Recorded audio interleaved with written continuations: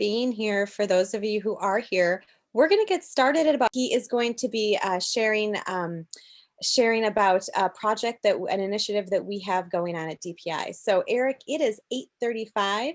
As people kind of finish introducing themselves, is that all right if we get started? Yeah, I think so. And I just want to see, I'm just watching the numbers. They did tick up a little bit. So we saw maybe the wave of people joining over from the plenary. Thanks again for joining us for this session. You figured this out. This is an interactive Zoom. You have the ability to engage in the chat here, and this directly in the Zoom.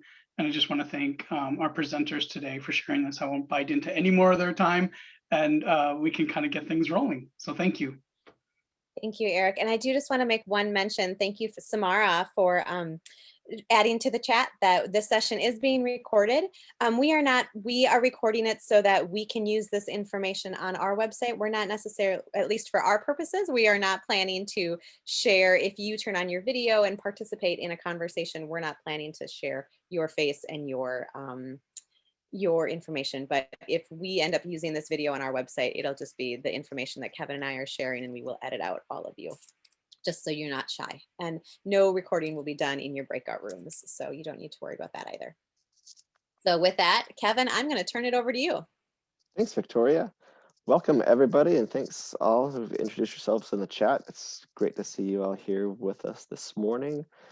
As Victoria said, we're both at the Department of Public Instruction. I work with science and STEM education there. Been there for, going on 7 years now. And did you want to introduce yourself any further, Victoria, before we go on? Oh, sure. So I've been at the Department of Public Instruction for just over a decade, and I support environmental education, service learning, and project-based learning. Awesome. Yeah, and I honestly hope that all of us at the Department of Public Instruction are supporting project-based learning, because as we're talking about today with water, that's what we want kids doing, is going out and doing projects with water.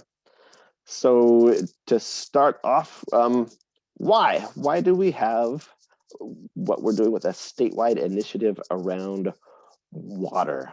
So working with Travis Tangent and Wes Marner and others, with the Wisconsin Science Festival, and then bringing in lots of different organizations, informal and schools, universities, sewage districts, so many different folks around an idea of a statewide inquiry project.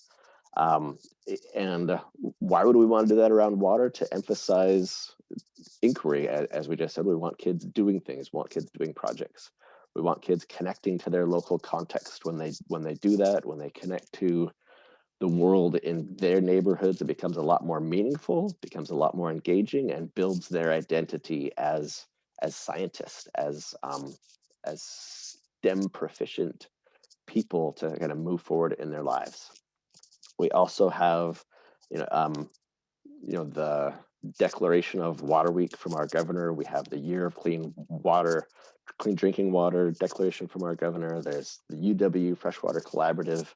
And in all of this, as we're digging into water, we really want to support collaboration around the state, which is why we've tried to make this a statewide initiative.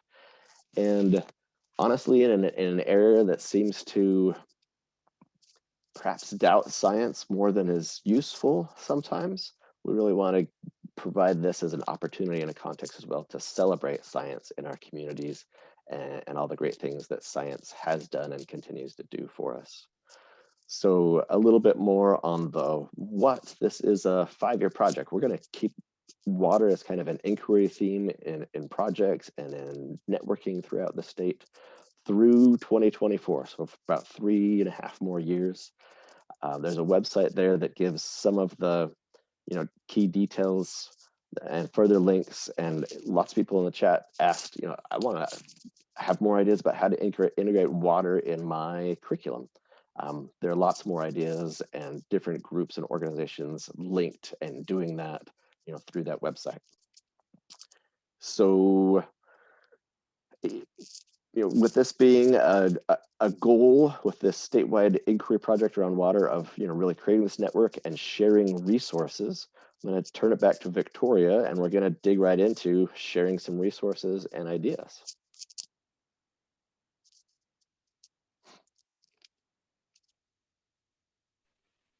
Hey, okay, sorry, I'm getting a message on my screen here. All right, I unmuted myself. Thank you, Samara. All right, so we are going to ask you to participate today, ask you to be in conversation with each other because we are educators, right? And we know that we learn through this social sharing and conversation and discussion. So we don't want to just be sitting here lecturing at you, especially when we're talking about inquiry. Kevin, can you pull that slide back up and that? Oh, you just got out of presentation mode. Anyway, okay.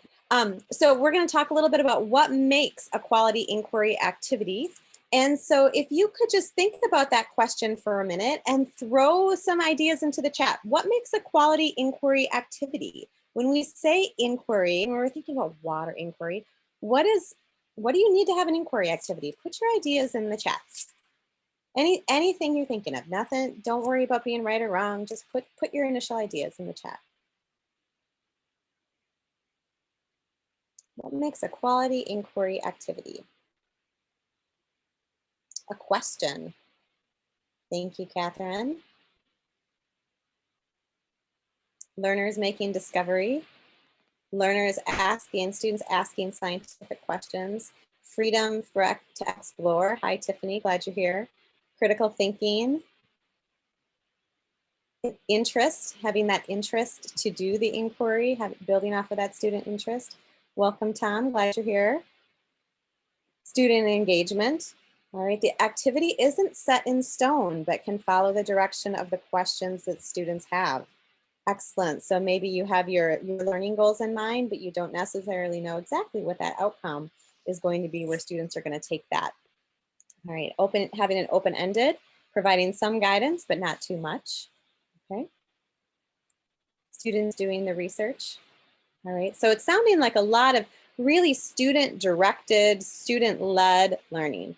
So a couple of things we want you to think about, and you can keep putting your ideas in the chat. Don't feel like you need to stop. A couple of things we wanted you to think about is consider whose question is being explored, or what question is being explored. When you're working with students and doing inquiry activities, are you, the educator, always the one posing the question? Or do you have students posing your question? Students posing questions. Do they get to explore their own questions? Or are they exploring a question from the science textbook? You know, so who has that control over what the inquiry is? Another thing to consider is who's driving the learning, and many of you put that in there. Are the students having that freedom to explore and to ask the questions and to say, this is what I'm going to do first, this is what I'm going to do second, I think I want to try this. And you as the teacher sometimes need to let them do that and let them maybe make mistakes and have to learn from that and back up and try it again. So think about who is driving that learning in your inquiry. And then the third thing for you to really consider as you think about your inquiry activities, how is that inquiry connected to students' lives? And a couple of you mentioned that idea of passion or interest. And so really making sure that as you are bringing forth inquiry activities to your students, thinking about, are they going to care? Is there a so what factor? You know, I mean, are the kids going to sit back and go, why do we have to learn this, right? When we are engaged in true inquiry, that question doesn't usually get asked, right? Because kids are interested, they see the relevance to their life, they understand why what they're learning is important because they're in charge of that and following those passions. So what we're going to do is put you into some small groups. We're going to have you in rooms of about 4, and these small groups, this is kind of your first introductory conversation. You are going to use a Jamboard, and I will put that link in the chat. But if a Jamboard is just like an electronic whiteboard, you can put sticky notes up there with ideas. So you're going to use a Jamboard in your room and just share some ideas you have for student inquiry. And as you share those, think about those 3 questions that we just asked, or those 3 considerations. And then we're going to go back into these breakout rooms later. So please, when you first get in there, take a minute to introduce yourselves, just say who you are. If you would like to turn on your video and feel more comfortable in that small group setting, you know, share who you are, share your video, bring your voice into the room, so that we can just build a little bit of community. And then also in your small group sessions, if somebody is feeling more tech savvy and would like to share screen and share their Jamboard screen, one person could record, or you could all record on the Jamboard. So however you want to work that out in your rooms. If you have trouble, please come back to the main room. But Kevin and I will be popping in and out of the rooms, coming to check on you. We have quite a few rooms, so I'm not sure if we'll be able to get to all of them. But Kevin has the Jamboard link in the chat. When you go into your breakout rooms, if you've never been in a Zoom breakout room before, just know that you won't see the chat or you won't see anybody else within the meeting. And so, and your chat will be just for your breakout room. So are there questions or comments before we get into our breakout rooms? Can add them to the chat. Just to clarify, everyone's sharing the same Jamboard? Yep, everyone is sharing the same Jamboard. We Yep. could make a few more pages if we need to, but yep, everybody is sharing the same Jamboard. Great. Any other questions? Feel free to unmute or drop them in the chat. All right, we're going to open up the breakout rooms, and we'll see you back here in about 8 minutes.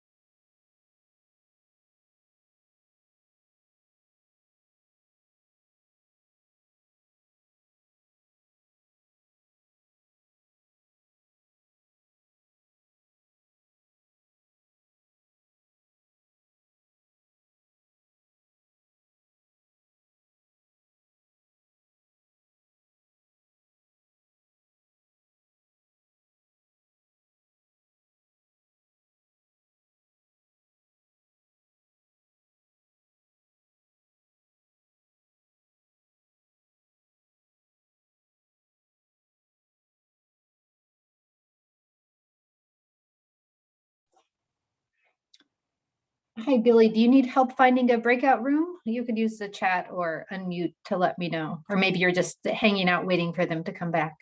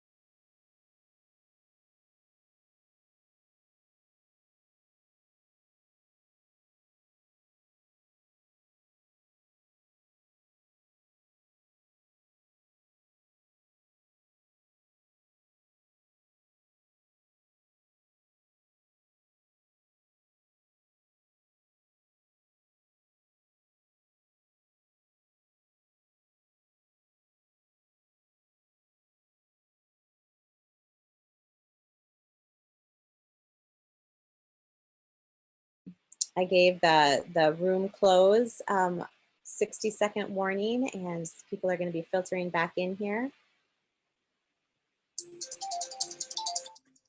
Would you like to give that to everyone, Victoria? I did. I closed the room, so everybody got a 60-second warning Okay. that everybody will be coming back in.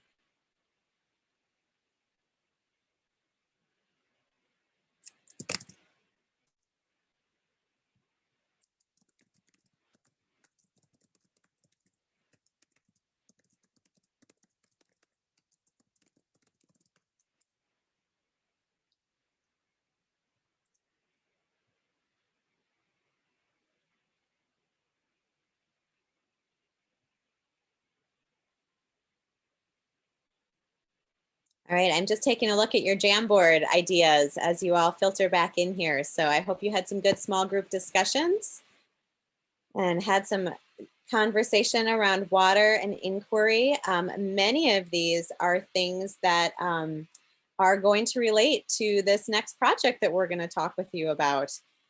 So these are great ideas. Thank you for taking the time to get to know each other and to share that. Yeah, my small group had some fabulous connections connecting the Madison area to Waukesha County and seeing some similarities in work and hopes across those areas. It was great to connect. And I mean, one of the great things about having water as a focus for a statewide inquiry project is that it's literally everywhere, no matter which community you're in, where you're at. It's a key part of our lives and what students are doing. And so the getting students engaged in projects around it comes pretty naturally, and they always have lots of questions about it because they don't necessarily know where it comes from or where it's going. And so those are great places to start, as I see on the Jamboard and heard about like within the chat and in our conversations. So pull back up our slides here to talk a little bit more about how we're trying to share some data and ideas across the state.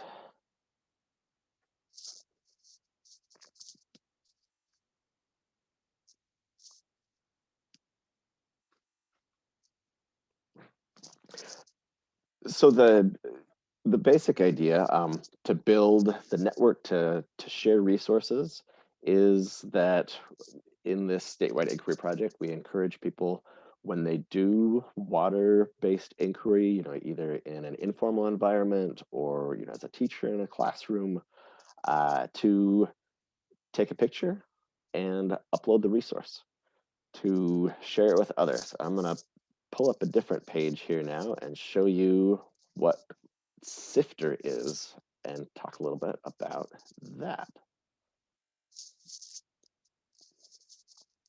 So, and I'm going to ask Victoria or Samara or anyone really to post this link in the chat. So Sifter, siftr.org/Wisconsin water. And then we've got a little hashtag, which I'm not sure whether that's necessary or not, to be honest. Already in the chat. Awesome. And so you can see that there are already folks from all around the state who are sharing their ideas on Sifter, and it's really an easy process to share. And we're going to go through the process of how you would share something together. And then the next activity we're going to do to continue to make this hands-on is we're actually going to ask you all to try to share something that you're doing on the Sifter as well and see how the process actually works. So I'm going to pick an example here just to describe a little bit about what's going on. So one key thing is that we have a set of instructions of what's going on, and we also have different topics. So you can see that there's these different colors here, blue being a water learning activity, yellow being student inquiry snapshots, photos of completed projects, blue being from folks here from informal agencies, from counties. We'd love to have online data like well monitoring, water quality, et cetera, that students that could then go in and have access to that data to use in their own inquiry. Then there's red would be stories about water. So it could be articles, videos, podcast, and then yellow in all of this would be scientist water research projects. I did say I was going to pull up an example. So let's find something clear so that we'll pull up a research project. So this comes from high school citizen scientist. There's a principal investigator that this research project is youth engagement and awareness in natural resource careers using digital mobile tools. Sounds pretty cool. And Caitlin Graham in Upham Woods who's also a professor, is engaging kids in this research project using digital tools. And there is an opportunity to investigate and share a link further so people can dig further into whatever it is you share with a link provided and information.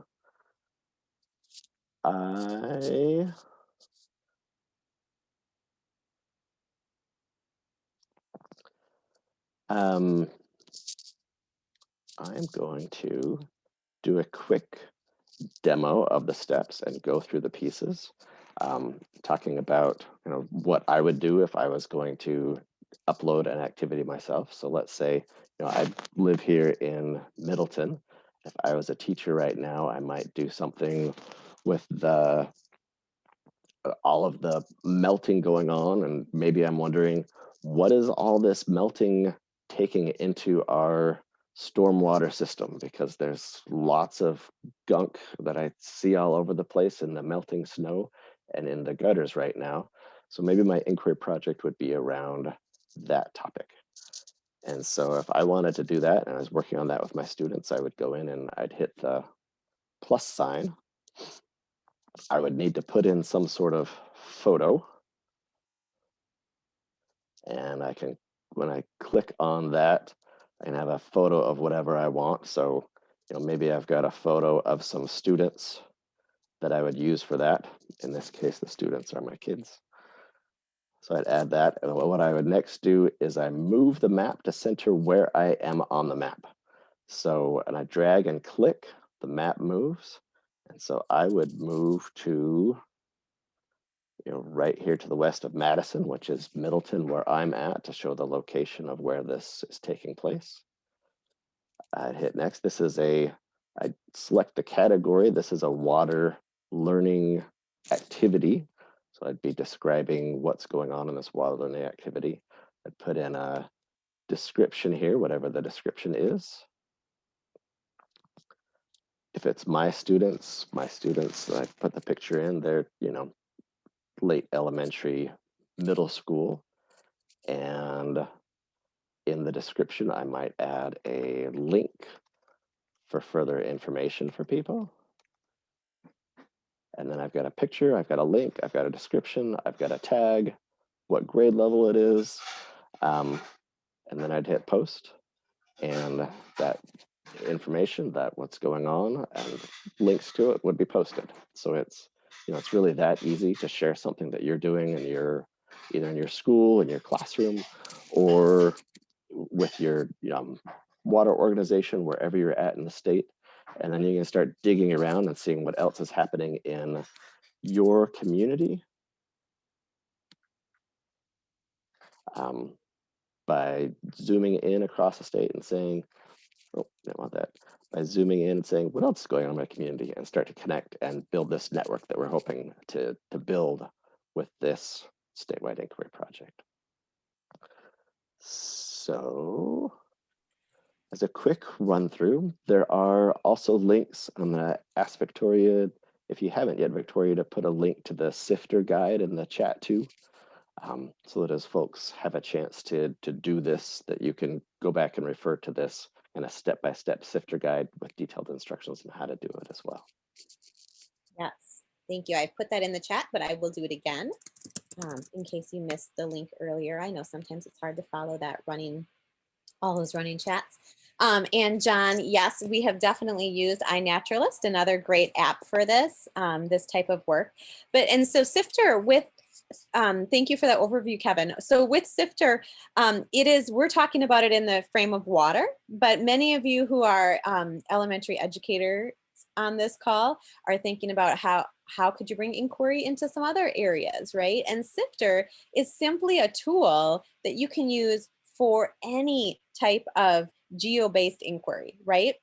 So we set up a sifter for Wisconsin Water, and that's the purpose of this, right? If we're trying to gather this data, create this network, get these ideas so that if educators are like, I wonder what people are doing in water, or what could I do in water, or where could I find some water data?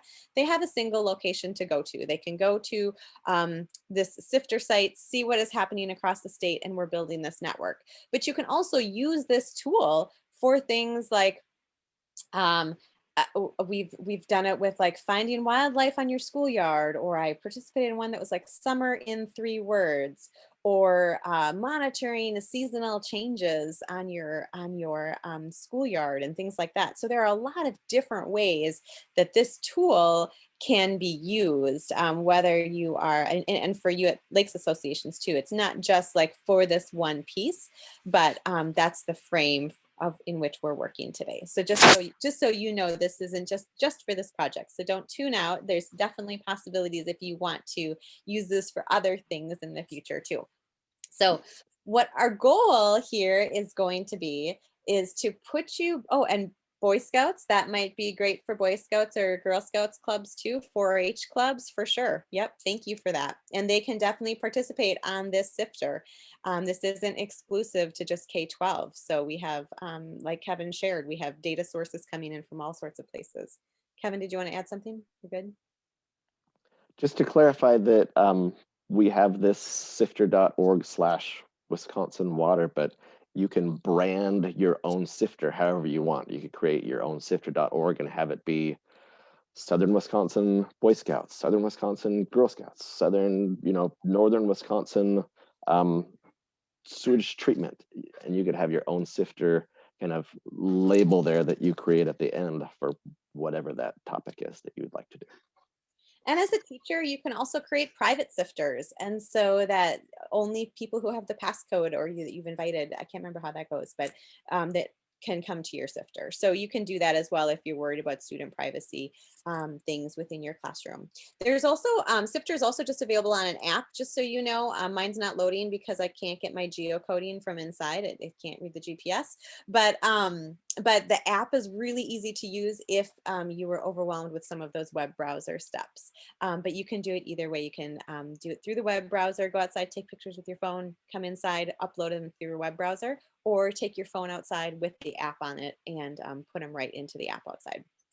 So we're going to try to get back into our breakout rooms and have each of you add something to this map. Maybe it's a water inquiry that you are currently doing. Maybe it's the Lakes Association or the lake that you care for, right? That is like your favorite place to be. Maybe whatever it is, we want you to add a point to this map.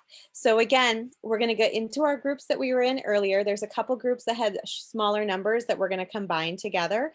So a couple of you might have a few new faces in your room. But if, again, you each want to try it on your own, you're welcome to upload it on your own to have that hands-on practice. Or if there is somebody in your room who feels a little bit more tech savvy, who is willing to help guide some of these and do a share screen and demonstrate closer how to do this, we can do that as well. So are there, Samara is asking, should everyone use the same tag for today? Kevin, do we have a tag we want them to use? I guess we didn't really think about that. Yeah, we didn't think about, I haven't thought about that. I mean, if everybody wanted to add a tag Water Week, like hashtag Water Week as part of their description, I mean, you certainly could. Right. I don't know how else they would necessarily tag it. I think the categories that you select are dependent upon what your specific topic is that you'd be doing. I also wanted to note, though, that what you do in your groups right now is you're starting to create one. might not be like a final product that you're ready to hit the publish button on, and that's fine too. Don't worry about necessarily hitting that final publish button. I mean, that quick one that I did, I'm going to go back and delete it because it's not like a final publishable thing. So if you just get to the point where you've got everything done and it's ready to publish, awesome. And you can decide whether or not you hit that publish button in the end. So what questions do you have before we try to open up those rooms again? So each person is creating a unique one, not as a group. That is our hope, but if you need to just create one as a group, we can do that too. Kevin, would Okay. you? Yeah, I'd say that's completely up to the group. Trying to talk through one as a group, I think is an awesome goal. But in your groups, if you decide that you're going to talk through as a group together and have everybody in the group create their own, that's fine too. Oh, and John, you asked, do we need a Sifter account? Yes. You know what? Yes, we didn't mention that. Yes, you do need to have a login. So that's the first step right there, is you're going to hit that plus sign, and then you're going to have to create a login, or it might be flipped the other way. You might need to create a login and then hit that plus sign. So Eric, to your point, it might be easier to just have one person walk through that process who might be able to check their email. We should have sent that out to all of you to create a login ahead of time. So sorry. Yeah, creating a login is really quick, and I apologize, I forgot that because I was already logged in, so I didn't even think about that need for the quick login that you'd have to create. So it's a fast process. All And right. Valerie has one question, Kevin, before we break out into our rooms. What are the parameters for the types of projects you want included on this? Water projects that are that specifically engage students or the public? And my thought is both. I think it's potentially both. Yeah, if it's going to engage the public, I think it's likely something that would also engage students. I mean, we've got K through 12 students, so absolutely. Yep. Great question. All right, Samara, if you are ready with breakout rooms, we will go back.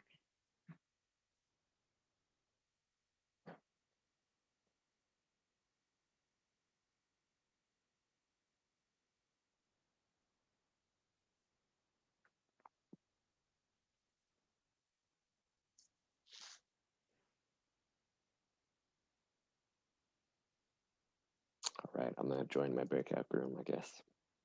Okay, I'm going to try to jump around to a few rooms. See if that works. I see we have some students sitting in here too. Yeah, if anyone needs help, you can put it in the chat, or unmute yourself, and I'm happy to pop you into a room. And Samara, if you would do kind of that an announcement again, that if anybody needs help to just ask, if they send a chat, would you Yeah, as the if host be they able to ask see or it? unmute. Mhm. Yeah. And how long, sorry, Kevin, did you want people in the breakout room so I can just kind of set a About mental timer? 7 more minutes, maybe. 7 minutes. Okay. Does that sound good, Super. Victoria? Yeah, we actually forgot to tell them to look at some of the other projects before they started their own. So yeah, 7 minutes sounds good. Hi, Eric. I was just Hello. gonna pop into your room. How are things? Well, do you have the ability to allow participants to do screen sharing, or is that something that's set up at the meeting and so can't be changed now? And that might be up to our Zoom host to see if that's a possibility. Oh, can people not share in the breakout room? I shared in my last breakout room, but I'm co-host. Samara, Yeah, that might have been why. all right, So let me. maybe- Yeah, I just made it so people can share simultaneously, so hopefully they can now. Thank you Okay. for asking. I'll try and go back. Okay, thanks, Eric.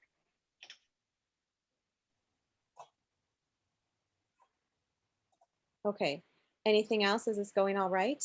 Hi, I think Samara. so. Is it, hey, is it going okay for you? It's going really quickly. We only have 15 minutes left. I know. Oh my gosh. This is great. So I'm looking, most of the rooms have 4 or 5 now. Except for room 11. I'm going to move you. Oh, Kevin in. Oh, I see. That's 3. Okay, we're all good. All right, well, I'll let you go visit somebody's room. Okay, maybe I'll go jump in room 5 where they only have 3 people. So Yeah. okay, we'll be back.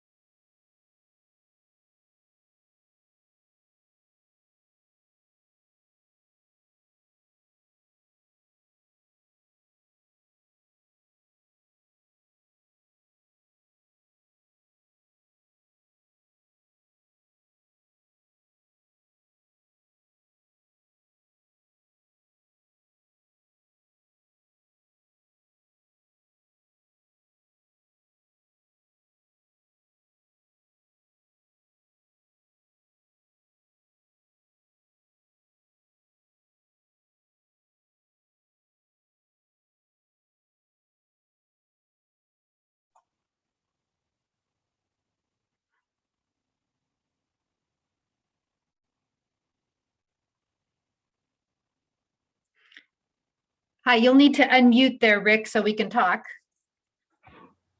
Okay, there we go.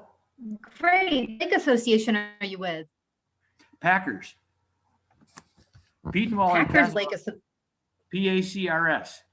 Oh, I see. And It's Petenwall and Castle Rock stewards. oh, okay. Well, I'm glad I'm not from Wisconsin, and I've never known how the Petenwell Lake name was pronounced. So now I've learned something. Okay. All right. So you were working on creating a Sifter account and got hung up on that? Well, this, like I was telling John, I prepare PowerPoint presentations now and then. In fact, I'm going to do one tomorrow. Okay. Okay, meeting the farmers. And this sister software or site has kind of caught my attention here. And I'd like to just kind of consider to see if it's something that I could make use of. Right. Perhaps, so have you had a chance to go through and just look around the site and see the different types of activities and things that are shared there? No, I just went to sister.org and I pulled up and it asked me to start an account. And I Right. started doing that in kind of a quick hurry to get done, to get into the conversation. And then something didn't work right. So I'd have to do that all over. So I haven't really explored. This is my first. Yeah, well, maybe. Yeah, so maybe after, after the session ends here at 9:30, you can take time to look through that without having the rush of time of going in and so on. But you can look through Sifter without actually creating an account. So the directions that we were given were if you want to add content to it, but if you just want to use the content, you can poke around the site. Okay, and now the site you're referring to is the sister.org, Wisconsin Water? Yep. Okay, all right. Got it. Yeah. I haven't done that. No. All right. Well, that'll probably be step one for me to do then. Yeah, and here I'm going to actually just put in the chat here my email address, and then if you want to reach out to me, I'm happy to work with you directly if you hit some technical snag on creating an account or adding content to Sifter if you find that you would like to do that. Okay, now let me see here. That chat was up and it went down. How do I? Okay, At the there. bottom of the screen, there's like I- a bubble that says chat. If Yeah, you I click got on it that. now. I pulled it up. Yep. Okay, HAMZE. Yeah, I'm going to take advantage of this. What we could do is just have like a private, you and I can have a Zoom meeting and I can walk you through the process if you need help with it. Oh, so do you work with Rachel? No, I actually work at Wisconsin's K-12 energy education program. Okay. And I just, I know Victoria from my previous job. Gotcha. I'm gonna, Okay. okay, and as the host, I actually need to pop over and just give a 2-minute warning to the go other ahead. people in the breakout rooms. I'll be right back.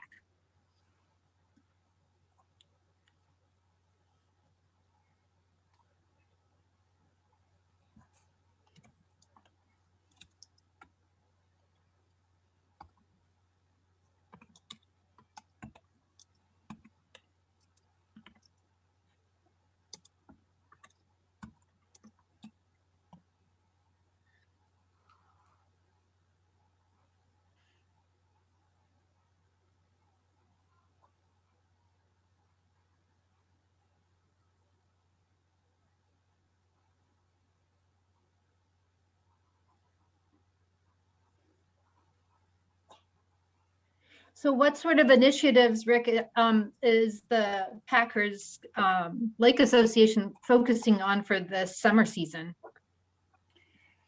Well, specifically for the summer or our whole project, we're working to reduce the blue-green algae in Lake Petenwell. Okay. And we have been very, very fortunate to have been established real positive relationships with farmers upstream. That's great.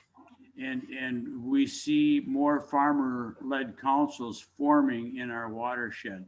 Mm-hmm. So we're starting to see action taking place, and it's real exciting.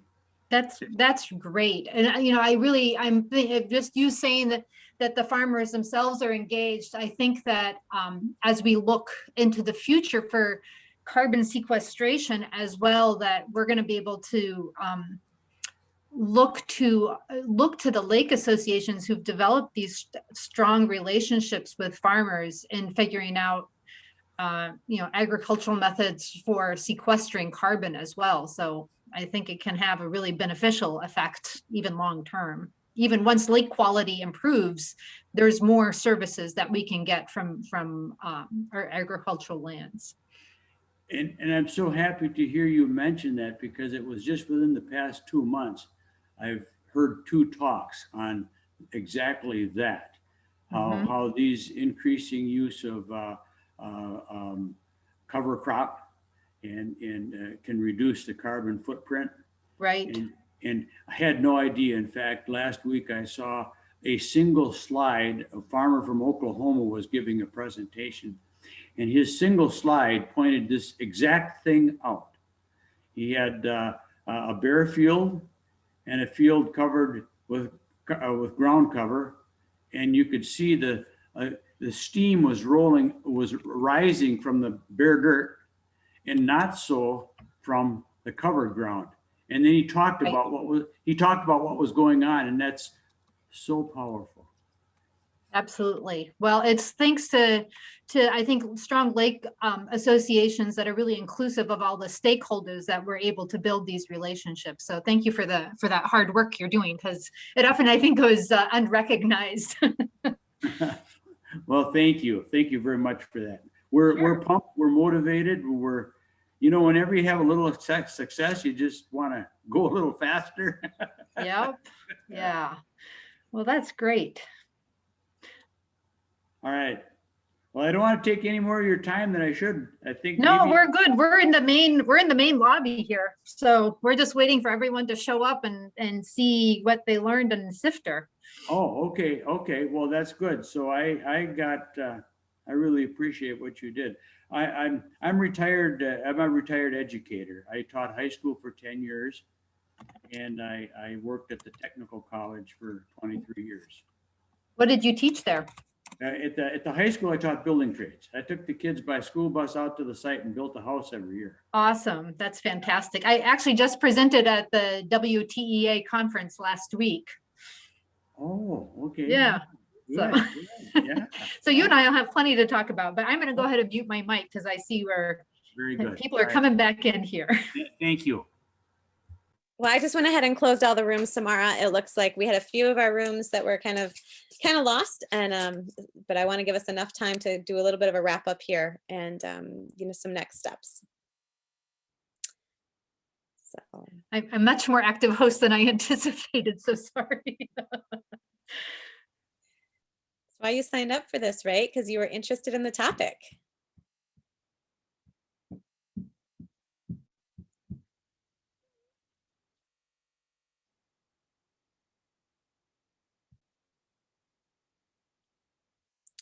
All right, welcome back. I think we have about half of our participants back. We'll wait just another couple seconds for all those rooms to close. All right. Oh, and I do know that, we are going to lose our ed students. They have a methods class at 9:25, so we will probably not see some of them back in this room. If you have to hop off for your methods class, we totally understand that. So, thanks for coming. All right. So just thinking about, first of all, thank you for trying to dive into that app into that tool in a remote learning situation with a small group that you've never really talked with before. It was frustrating for some. It was okay for others. We hope that maybe if you would like additional support, you reach out to us and we would be happy to walk through it with you. We can even do screen share, some things like that to help you kind of get into understanding a little bit more on how to use Sifter. There's probably some other resources out there, Kevin, that we could share as well, I'm guessing. to really give folks that more in-depth tutorial on how to use Sifter. It is a pretty dynamic tool that you can use, and I alluded to some ways to use it earlier. In one of our groups, they had a great conversation about some other ways that they have used that tool. And Tiffany, just for time's sake, I don't think I'm gonna be able to have you share them, but could you drop a couple of ideas into the chat of different ways that you have shared or you have used Sifter for other student projects? That would be, I think, really helpful to the group. And then also, if you want to just think, for those of you, as you kind of reflect on this, as Kevin shares, one more resource before we wrap up, think about how could this project connect to your work? Or how could a tool like this help students explore water issues? How could this project better engage the broader community in learning about water issues, especially if you maybe had a Sifter in your community or a Sifter about your lakes association, right? Like, how could you use this tool to engage folks in water? So if you want to think about that and put some ideas in the chat of how you might connect with learning, help students explore water issues, or help engage your community, your broader community in water issues, that would be great. And then I'm going to turn it over to Kevin, who's going to share with you one more resource before we wrap up here in 2 minutes. Yeah, I'm just going to describe it briefly. I put a link to the chat and to the activity in the chat. But as we were thinking about this, statewide inquiry project, we thought it would be nice to have, at least one kind of core idea to share out there, so that if lots of teachers, lots of educators, lots of organizations did this activity, there could be a little more coherent conversations around one activity. So as you'd see in that chat, the activity is where students mark off kind of a 10 by 10 area in a parking lot, or could even be a street, could be near some drainage area or something, and they just sweep that, collect it, and analyze what's in it and study what's in it and observe over the course of different seasons throughout the year. One cool thing that a lot of folks are doing is using a refractometer, which can tell you the salinity of what's in that stuff, as one opportunity for some data collection that students could do. We had a 5th grade teacher that shared this week on Monday who had her students do that. And so there's even down to younger kids, they can dig in and do that, this core activity that can be used for all ages of kids. All right, and I think we're at time, Victoria. So any other final comments that you'd like to share before we head out today? I just want to share that we put our contact information in the chat. Feel free to email Kevin or I if you want to do some follow-up with the Sifter to understand how to get more engaged with this for your classroom or for your association, your organization. We would love to connect with you on that. And Tiffany, who works in Highmark Environmental Charter School in Montello, just added some great ideas too of how she has used this tool to engage people in environmental issues. So thank you so much for being here, and we are happy to, I'm guessing we're getting kicked off at 9:30, right, Eric? I am taking a look right now just to make sure. So we do have a short break. So if you did want to stick around, the next sessions do not start until 9:45. But I also want to give a warm Wisconsin Water Week thank you to both Victoria and Kevin. And you guys can use the reaction button in here because we're in a Zoom. So you can go, yay! Thank you for presenting and joining us for this morning session. It was really cool. And I added 2 things to the resource list. So we'll keep going back to that as well. And Victoria, we're going to follow up with you too, or you or Kevin, because we'd love to have an article about this in Lake Tides, sharing it with people all around the state. And I will also add in the chat a link to our slides, in case that's useful for anyone. Right. And so thank you, everyone. Don't hesitate to reach out and play with Sifter. You can't break it. So hopefully not, although I just found that I can't delete that post that I just put on there with my kids. So you might encounter some bugs that we'll need to work on.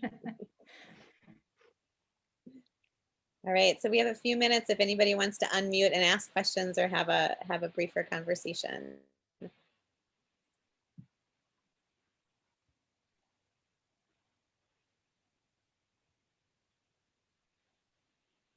thanks, Samara, for hosting Yeah, all your thank you. technical Great, thank you. breakout group Happy to work help. and everything.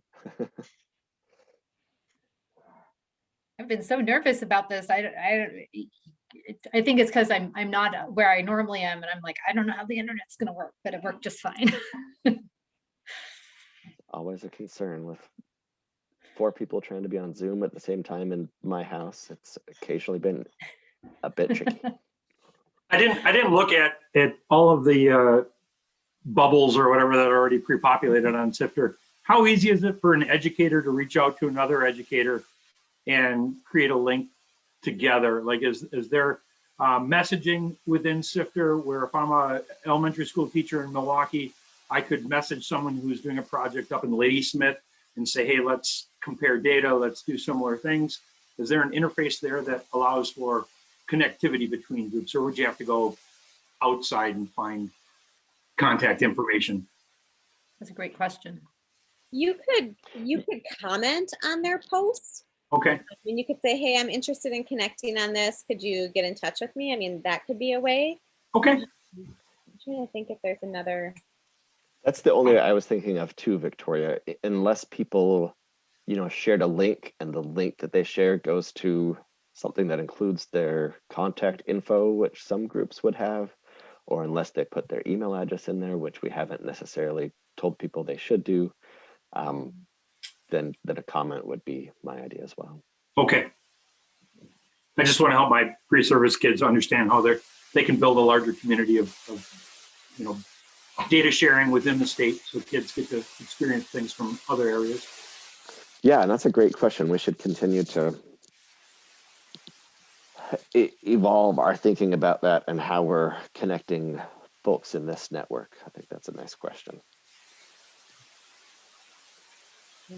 And Tom, I just sent you a chat again with our contact info. Did you see that, or would you like me to email that to you? If you could share your email, I can send that to you.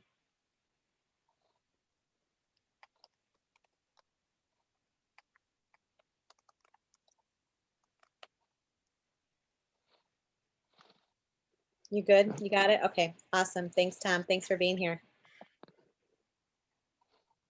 All right, any other questions, comments? I had a question quick. This is Andy. I was trying to create a Sifter post and post it, and everything was going well until the post part, and it doesn't seem to want to let me post when I click the button. Is there something I'm doing wrong?